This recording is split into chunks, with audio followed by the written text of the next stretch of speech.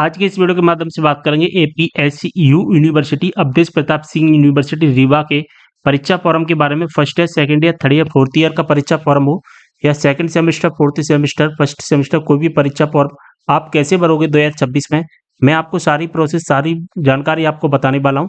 तो वीडियो को स्टार्ट करते हैं। तो दोस्तों, परीक्षा फॉर्म भरने से पहले सबसे पहले हमें इसकी ऑफिशियल वेबसाइट पर आना होता है। गूगल पर आकर सर्च करेंगे एपीएसयू एमपी ऑनलाइन, फर्स्ट नंबर पर लिंक आ जाएगा, इस पर क्लिक कर देना है। अब इस तरह का इंटरफेस आएगा। यहाँ पर सर्विस का एक ऑप्शन दिखाई देगा, यहाँ पर क्लिक कर देना है। ठीक है, सर्विस वाले लिंक पर जैसे हम सर्विस पर क्लिक करेंगे इस तरह का इंटरफेस आएगा। यहाँ से नवीनतम सूचना हटा देना।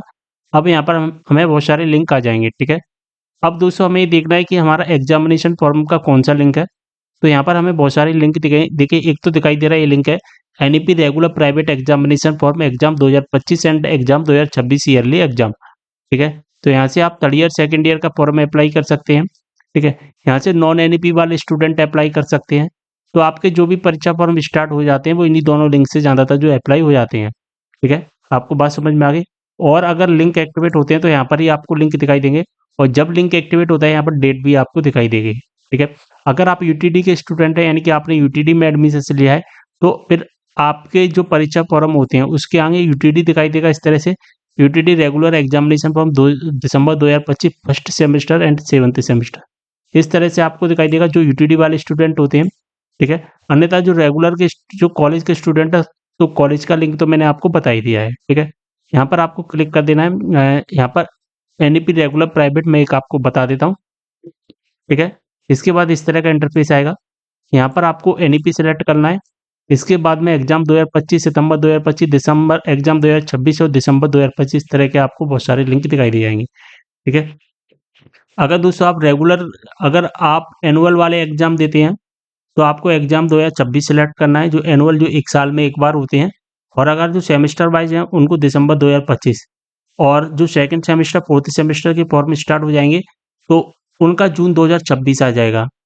यानी कि जो साल में 2 बार एग्जाम होते हैं वो सेशनल एग्जाम होते हैं, जैसे कि दिसंबर सेशन होता है और एक हमारा जून सेशन होता है। तो अभी दिसंबर 2025 वाले चल रहे हैं। ठीक है, और एक एग्जाम 2026 है।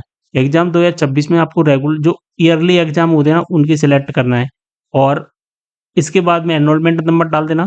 ठीक है, ईयर सेलेक्ट कर लेना, जैसे कि देख पा रहे हैं, जैसे हमने एग्जाम 2026 सेलेक्ट किया, यहाँ पर first, second, third, fourth year यहाँ पर आ गया है। ठीक है, अगर हम यहाँ पर दिसंबर 2025 सेलेक्ट करेंगे तो देखिए यहाँ पर क्या आता है। यहाँ पर भी दोस्तों फर्स्ट ईयर आ रहा है, लेकिन अभी जब जैसे ही नामांकन नंबर डालोगे या दिसंबर 2025 के जो सेशनल जो फॉर्म है वो अब अप्लाई होना बंद हो गए, इसलिए दिसंबर 2025 में ईयरली दिखा रहा है आपको। ठीक है, हम यहाँ पर एग्जाम 2026 सेलेक्ट कर लेते हैं।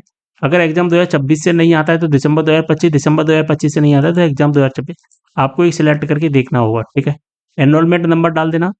यहाँ से आपको रेगुलर प्राइवेट जो भी है वो डाल देना, कैप्चा कोड का आंसर डाल देना, गो पर क्लिक कर देना है। ठीक है, अगर आप नॉन एनईपी वाले स्टूडेंट है, जैसा कि देख पा रहे हैं exam 2026 yearly regular BEd MEd and December 2025, तो यहाँ से भी हम लिंक जो कि फॉर्म है जो फिल करके देख लेते हैं। यहाँ पर नॉन एनईपी सिलेक्ट करना है, यहाँ पर भी वही चीज़ें आ रही हैं जैसा कि देख पा रहे हैं।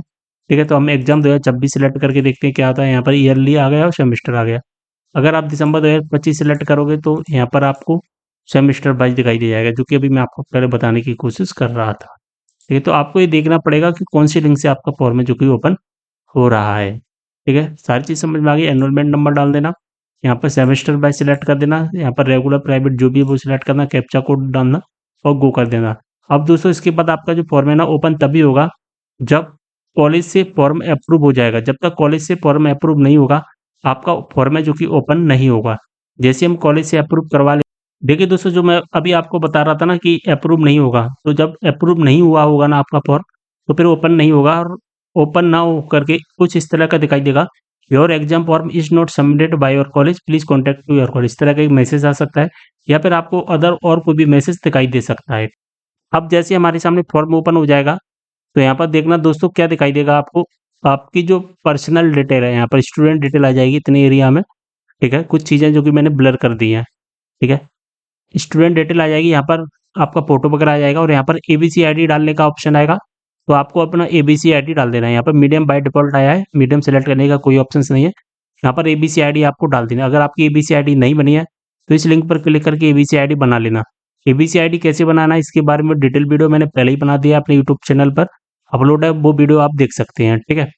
इसके बाद में आपको नीचे आना है और जैसे आप नीचे आते हैं तो यहाँ पर प्रीवियस यूनिवर्सिटी की डिटेल दिखाई देगी या प्रीवियस एजुकेशन डिटेल आपको दिखाई देगी इतने एरिया में, ठीक है। यानी कि आप जो वर्तमान में जो कोर्स का फॉर्म अप्लाई कर रहे हो, जैसे सेकंड ईयर का कर रहे हो तो फर्स्ट ईयर की डिटेल आएगी, थर्ड ईयर का कर रहे हो तो सेकंड ईयर की डिटेल आ जाएगी, या फिर आपका जैसे सेकंड ईयर कर रहा है तो फिर आपने सेकंड ईयर से पहले आपने क्या किया होगा, 12th क्लास किया हुआ होगा तो फिर 12th क्लास की डिटेल आ जाएगी। तो जो डिटेल आएगी ना वो ऑटोमेटिकली आएगी, इसमें आप कुछ नहीं कर सकते, ठीक है। इसके बाद में सब्जेक्ट आ जाएंगे कि आपके कौन कौन से विषय के पेपर होने वाले हैं, वो पूरी सब्जेक्ट डिस्क्रिप्शन दिखाई देगी, जो भी पेपर होने वाले होंगे पूरी लिस्ट यहाँ पर दिखाई देगी आपको, ठीक है। बात समझ में आ गई?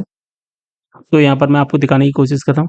देखिए, मेजर के ओपन इलेक्टिव फाउंडेशन ये सारी चीज़ें आपको दिखाई दे जाएंगी, जो भी आपके पेपर होने वाले होंगे वो सब चीज़ें दिखाई दे जाएंगी, यानी कि जो पेपर होने वाले होंगे वो उसकी डिटेल आपको दिखाई देगी, ठीक है। यहाँ पर क्या करना है, सर्टिफाइड डेट पर चेक मार करके इसको चेक कर देना है, यहाँ से अप्लाई कर देना है आपको। कुछ इस तरह का इंटरफेस आ जाएगा, यहाँ पर ट्रांजैक्शन डिटेल आ जाएगी। अभी अभी तक हमारी ट्रांजैक्शन डिटेल नहीं आ रही थी, तो अब ट्रांजैक्शन डिटेल आ चुकी है और यहाँ पर दूसरे रेड कलर में एक लाइन लिखी गई है कि अपनी जो पूरी डिटेल है वो चेक कर लें, अगर फीस के अलावा और कोई त्रुटि है, यानी कि जो फीस दिखाई दे रही है, इस फीस के अलावा और कोई अगर आपके फॉर्म में गलती है, नाम, एड्रेस या आपकी पर्सनल डिटेल में, तो वो विश्वविद्यालय में यानी कि यूनिवर्सिटी में जाकर अभी एडिट करवा लें। पेमेंट करने से पहले एडिट करवाना है, बाद में एडिट नहीं होगा, इस बात का आपको ध्यान रख लेना है, ठीक है। इसके बाद में आपको कुछ नहीं करना, आपका कितना पेमेंट होगा वो यहाँ पर आ जाएगा और आपको डायरेक्ट सबसे नीचे आ जाना है, ठीक है। हमें आपसे डायरेक्ट सबसे नीचे आ गए और डायरेक्ट सबसे नीचे आने के बाद में हमें अब क्या करना है, यहाँ पर सबसे नीचे आ जाना है, प्रोसीड टू पेमेंट का ऑप्शन आएगा, यहाँ से पेमेंट पर क्लिक करेंगे, ठीक है। और इसके बाद में बहुत सारी इंटरफेस आ जाएंगी, UPI, net banking, debit, credit card, UPI wallet, जिसके माध्यम से पेमेंट करना है उसके माध्यम से पेमेंट कर देना। तो जैसे ही आप अपना पेमेंट क्लियर करोगे, पेमेंट क्लियर होने के बाद में ट्रांजैक्शन डिटेल में यहाँ पर देखिए आपको क्या दिखाई देता है, आपका जो भी पेमेंट क्लियर हुआ होगा उसकी डिटेल आ जाएगी, यहाँ पर कब पेमेंट किया है वो डिटेल आ जाएगी, क्यूआर कोड आ जाएगा, ठीक है, एप्लीकेशन नंबर वगैरह ये सारी चीज़ आ जाएंगी। अब आपको कुछ नहीं करना, डायरेक्ट सबसे नीचे आ जाए और सबसे नीचे आने के बाद में दोस्तों यहाँ पर प्रिंट का ऑप्शन आएगा, इस प्रिंट वाले ऑप्शन पर क्लिक करके अपना प्रिंट आउट निकाल लेना है और कॉलेज में जाकर जमा कर देना है। जैसे आप कॉलेज में जमा करोगे आपका फॉर्म अप्रूव हो जाएगा और अप्रूव होने के बाद ना अब आपको एडमिट कार्ड का इंतजार करना है, जब भी आपके एडमिट कार्ड आएंगे तब एडमिट कार्ड डाउनलोड कर लेना है, ठीक है। लेकिन एक बार कॉलेज में जाकर जरूर जमा कर देना, जिससे आपको कोई भी परेशानी ना हो। अगर आपके कॉलेज वाले नहीं लेते हैं वो बात अलग है, लेकिन आप अपना काम जरूर कर लीजिए, ठीक है।